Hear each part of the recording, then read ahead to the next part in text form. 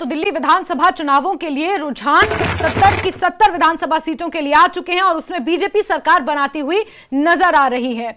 आम आदमी पार्टी पिछड़ती हुई नजर आ रही है। 10 साल जनता ने मौका दिया, लेकिन आम आदमी पार्टी अपने वोटर्स को रिटेन करने में, जनता के बीच अपना वो विश्वास बनाए रखने में कहीं ना कहीं सफल नहीं हो पाई। और यही रीजन है, यही कारण है कि जो अभी रुझान आ रहे हैं उसके मुताबिक आम आदमी पार्टी बहुत पीछे और बीजेपी 27 साल बाद सत्ता में वापसी करते हुए नजर आ रही है। ये जीत बीजेपी के लिए जितनी बड़ी है, ये हार आम आदमी पार्टी के लिए उतनी ही बड़ी है। और ये 3 तस्वीरें आपको दिखा रहे हैं जहां आतिशबाजी हो रही है। और बीजेपी मुख्यालय में आज रात 7:45 बजे प्रधानमंत्री नरेंद्र मोदी ने पहुंचने का ऐलान कर दिया है और आम आदमी पार्टी 23 और बीजेपी 47 पर आगे चल रही है और जश्न का माहौल है। बीजेपी का हर कोई नेता जश्न में डूबा हुआ इस वक्त है। बीजेपी के झंडे लिए बीजेपी मुख्यालय के बाहर सड़कों पर लड्डू बंट रहे हैं, मिठाइयां बंट रही हैं और आतिशबाजी यहां पर हो रही है। कुछ खास मेहमान मेरे साथ इस वक्त मौजूद हैं स्टूडियो में। मेरे साथ सीनियर जर्नलिस्ट हैं गोविंद मिश्रा सर, वो हैं वसीम रजा बीजेपी प्रवक्ता हमारे साथ जुड़े, मुमताज आलम साहब सीनियर जर्नलिस्ट हैं मेरे साथ जुड़े हुए हैं।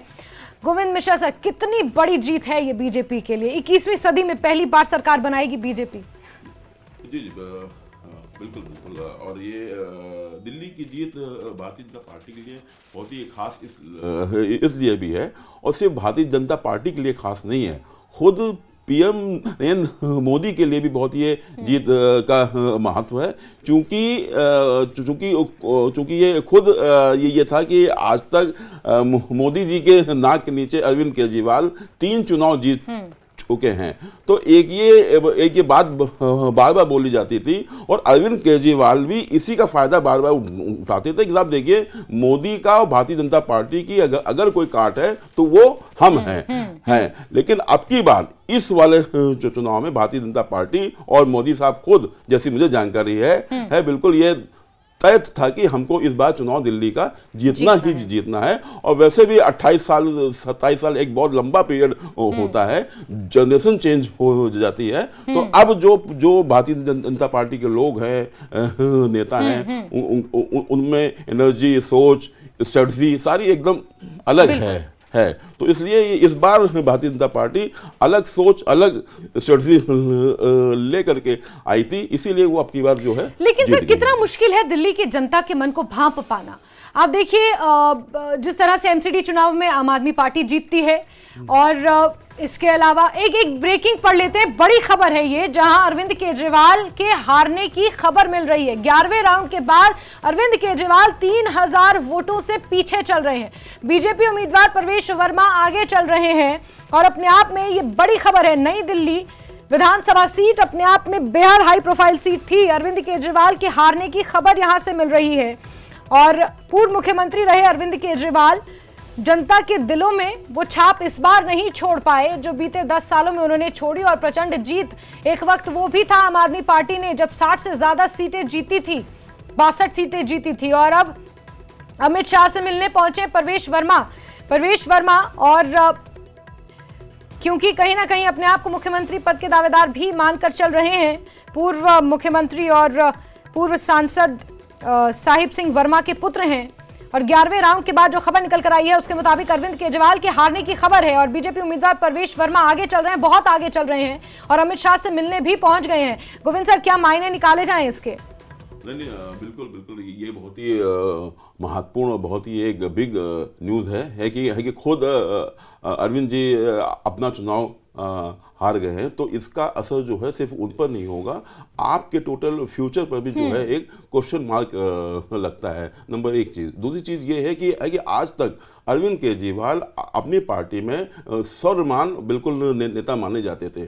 क्या इस हार के बाद जो उनका एक दर्जा था, जो उनका एक इन्फ्लुएंस था, वो रहेगा कि नहीं रहेगा? ये भी एक बहुत बड़ा question mark. Govind sir, Arvind Kejriwal ने तो मुख्यमंत्री पद छोड़ा ही इसीलिए था क्योंकि उनको चुनावों पर फोकस करना था, दिल्ली चुनावों पर फोकस करना था। फिर ये कैसा फोकस कि 3000 वोटों से पीछे आप चल रहे हैं, आप अपनी सीट नहीं बचा पा रहे? नहीं, जैसा कि हमने पहले भी कहा था कि अरविंद केजरीवाल ने अपनी इमेज खुद अपने हाथ से डैमेज की पिछले 1-1.5 साल में। जो स्टेप मुख्यमंत्री छोड़ने का उन्होंने इतना बाद में लिया, जबकि पूरा वो एक्सपोज हो गए थे। सत्ता के प्रति जो उनका मोह लालच था वो एकदम साफ जनता ने देखा और हम सब ने देखा था। अगर जैसे ही उनके अगेंस्ट में एक फैसला सुप्रीम कोर्ट का था, अगर वो तुरंत रिजाइन दे देते तो उनकी इमेज एक और बन जाती। उन्होंने तो जब उन्होंने छोड़ा है जब वो तो जेल भी पहुंचने बाद भी उन्होंने इस्तीफा दिया नहीं था।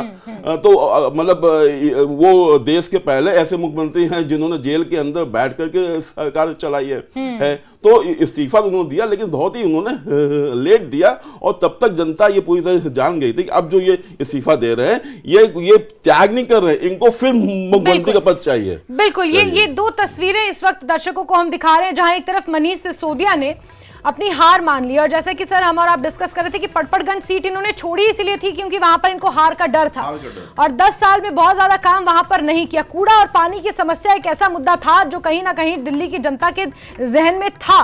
कूड़े की समस्या, पानी की समस्या, ये कहीं ना कहीं दो महत्वपूर्ण मुद्दे रहे हैं। शिक्षा और स्वास्थ्य के क्षेत्र में भले ही आम आदमी पार्टी इस बात का दावा ठोकती हो कि अंतर्राष्ट्रीय स्तर पर शिक्षा और स्वास्थ्य के मॉडल, मोहल्ला क्लिनिक और सरकारी स्कूलों का जिक्र अंतर्राष्ट्रीय स्तर पर होता रहा हो आम आदमी पार्टी का, लेकिन जो मूलभूत मुद्दे थे उन्हें आम आदमी पार्टी एड्रेस नहीं कर पाई और कहीं ना कहीं जो घोटाले के जाल में आम आदमी पार्टी फंसती चली गई, उन आरोपों का जवाब आम आदमी पार्टी सही तरीके से नहीं दे पाई। तो दो तस्वीरें आपको दिखा रहे हैं। मनीष सिसोदिया ने अपनी हार मान ली है और अरविंद केजरीवाल के हारने की खबर सामने आ रही है। तो ये दो तस्वीरें इस वक्त, ये दो दिग्गज आम आदमी पार्टी के, एक पूर्व मुख्यमंत्री और एक पूर्व उप मुख्यमंत्री, दोनों ही अपनी सीटें हार चुके हैं। मनीष सिसोदिया ने पटपड़गंज सीट छोड़ी इसलिए थी कि शायद जंगपुरा में जाकर लड़ेंगे तो वहां पर जीत संभव है। रिएक्शन ले लेते हैं अभिषेक गुप्ता जी से। अभिषेक जी, दो आपके पार्टी के सुप्रीमो मनीष सिसोदिया और अरविंद केजरीवाल, दो महत्वपूर्ण पिलर्स आम आदमी पार्टी के, अपनी सीट नहीं बचा पा रहे। देखिए, जो सीटें डिक्लेयर हो गई हैं, अब जो पब्लिक का डिसीजन है वो सर माथे पर है। लेकिन मैं नई दिल्ली सीट के लिए जरूर कहना चाहूंगा कि जिस तरीके का शासन प्रशासन और गुंडागर्दी और धन का लोभन दे के चुनाव नई दिल्ली विधानसभा में स्पेशली लड़ा गया, हमने देखा पूरी मैकेनिज्म किस तरीके से यहाँ पर सिर्फ और सिर्फ अरविंद केजरीवाल जी को हरवाने में लगी हुई थी। तो उसी के कुछ परिणाम है। बाकी जो वहां से जीते हैं परवेश वर्मा जी, उनको बहुत बहुत बधाई है और उनको बहुत शुभकामनाएं हमारी तरफ से। बिल्कुल अभिषेक जी, चुनाव तो लड़ाई इसलिए जाता है कि आप अपने प्रतिद्वंदी को हराएं, फिर उसमें साम दाम दंड भेद। हाँ, अगर कुछ शिकायतें हैं तो चुनाव आयोग के पास जा सकते थे। लेकिन मैं आपको एक बात याद दिला दूं, अभी अन्ना हजारे की एक बाइट सुन रहे थे। अन्ना हजारे जिनके साथ आम आदमी पार्टी, जब अरविंद केजरीवाल उनके साथ थे और आम आदमी पार्टी का जब उन्होंने गठन किया और फिर राजनीति में आने का जब उन्होंने जिक्र किया, तो अन्ना हजारे के ये वर्ड्स हैं। अन्ना हजारे ने कहा कि जब आप राजनीति में आते हैं तो आपको अपने विचार, अपना आचरण शुद्ध रखना होता है। उन्होंने शराब आबकारी नीति का जिक्र किया कि शराब के लोभन प्रलोभन में आकर कहीं ना कहीं अरविंद केजरीवाल का जो पतन है वहां से शुरू हुआ। ये मेरे नहीं, ये अन्ना हजारे के शब्द हैं। देखिए, अन्ना जी जब आम आदमी पार्टी बनी थी, उनके विचार उसी समय से अरविंद केजरीवाल जी और आम आदमी पार्टी के खिलाफ थे। वो हमारे आदरणीय हैं, वो बुजुर्ग हैं, उनका हम सम्मान करते हैं। लेकिन जिस तरीके से उनके रेगुलर हमारे खिलाफ बयान आते रहते हैं, तो मैं उनके ऊपर पर्सनली कुछ बोलना नहीं चाहूंगा। दिल्ली में जो भी परिणाम आज आए हैं वो हमारे सर माथे पर है और उसको इन रेस्पेक्ट हम अभी आने वाले समय में करेंगे। ठीक है, ठीक है। मेरा सवाल मुमताज साहब आपसे है। आपने मुस्लिम बाहुल इलाकों की आपने जिक्र किया। मुस्लिम बाहुल इलाकों में बीजेपी, कांग्रेस और आम आदमी पार्टी का तो आपने जिक्र किया। बीजेपी क्या उस स्तर तक पहुंच पाई, वहां की जनता के मुद्दों को एड्रेस कर पाई बीजेपी? नहीं, देखिए, बीजेपी का तो मामला ये होता है कि वो वोटों को तकसीम करना चाहती है और वो तकसीम करके उसका फायदा उठाना चाहती है। ये वो करती रही है। तो इसलिए उनका कोई, जब भाई केजरीवाल का कोई फोकस नहीं रहा मुस्लिम एरिया में, तो बीजेपी का कैसा रहेगा। लेकिन फिर भी मैं आपको कह रहा हूं कि बीजेपी मतलब इसके बावजूद मुख्तार अब्बास नकवी को लगाया, कई मुस्लिम लीडरान को लगाया कि आप इलाके में जाइए, मुसलमानों से वोट मांगिए। साजिद रशीदी साहब ने, अभी देखा मौलाना साजिद रशीदी साहब ने, उन्होंने पहले ही बताया कि हमने किसको वोट दिया है। साफ साफ के परसेप्शन टूटना चाहिए कि मुसलमान बीजेपी को वोट नहीं देता है, ये ठीक नहीं है मुसलमानों के लिए। तो इस तरह की चीजें जो है वो सामने आती रही हैं। लेकिन मैं आपको बता दूं, मैं जर्नलिस्ट रहा हूं और जब शीला जी की सरकार थी तो मैंने बहुत कवर किया दिल्ली सरकार भी। वहां पे जर्नलिस्ट जिस तरह से जाते थे, तमाम लोगों से मुलाकात करते थे, जैसे ही जिस दिन केजरीवाल सीएम बने, सबसे पहले अगर किसी पर चाबुक चला तो पत्रकार थे। पत्रकार को बिल्कुल रोक दिया गया कि आप अंदर नहीं जाएंगे, और वो अंदर, और फिर टाइमिंग कर दी गई कि आप 3-4 बजे के बाद अंदर जाएंगे। फिर इसके बाद इनके जो साथी थे उनको आप देखिए बिल्कुल मुमताज साहब, आपको रोकना चाहूंगी, एक बड़ी खबर आ रही है जहां 12वें राउंड की गिनती भी पूरी हो चुकी है और अरविंद केजरीवाल 4000 वोटों से पीछे चल रहे हैं। ये हार का अंतर बहुत बड़ा है, 4000 वोटों से प्रवेश वर्मा से पीछे चल रहे हैं अरविंद केजरीवाल।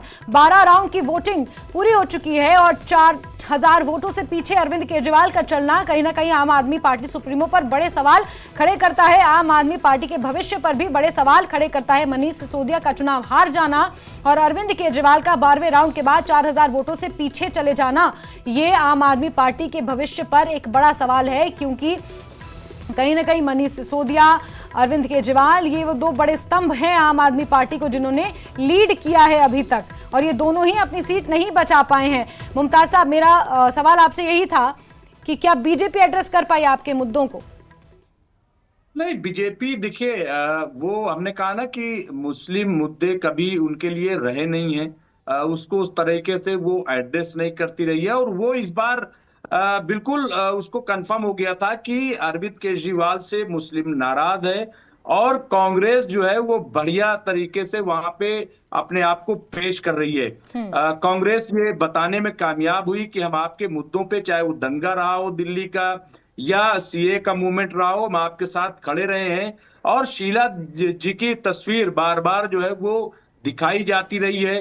तो मुझे लग रहा है कि अभी जब नतीजे आएंगे तो कितना वोट वो मुसलमान का वोट कांग्रेस में गया है वो बहुत साफ साफ नजर आ जाएगा। बिल्कुल, तो बिल्कुल। और दूसरी चीज, केजरीवाल का हारना, देखिए आप ये भी देखिए ना कि केजरीवाल का हारना, मनीष सिसोदिया का हारना, ये चीज थी। फिर एक बहुत इंपॉर्टेंट मैं आपको बात बता दूं, कांग्रेस के मन में कहीं ना कहीं ये बात थी कि जब तक बीजेपी नहीं सत्ता में आएगी तब तक सत्ता जो है वो मुंतकिल नहीं होगी, बदलेगी नहीं। इसलिए कांग्रेस जो है आप देखिए बहुत मुतमईन रहेगी, उससे इस पे कोई फर्क नहीं पड़ेगा कि वो 0 है या 2-1 सीट जीत गई, कुछ भी नहीं उस पे फर्क पड़ेगा।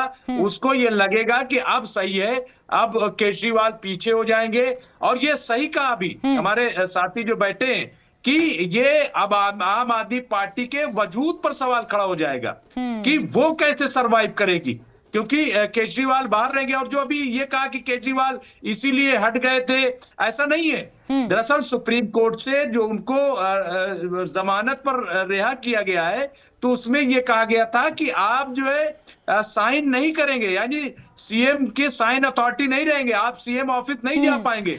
बिल्कुल, बिल्कुल। लेकिन मुमताज साहब, आपने जिस तरह से कहा कि बीजेपी मुद्दों तक नहीं पहुंच पाए मुस्लिम बाहुल इलाके का, मैं जिक्र कर दूं नॉर्थ ईस्ट दिल्ली, जहां से सीलमपुर और वो शाहदरा वाला जो पूरा इलाका है, वहां पर बीजेपी ही लीड लिए हुए है।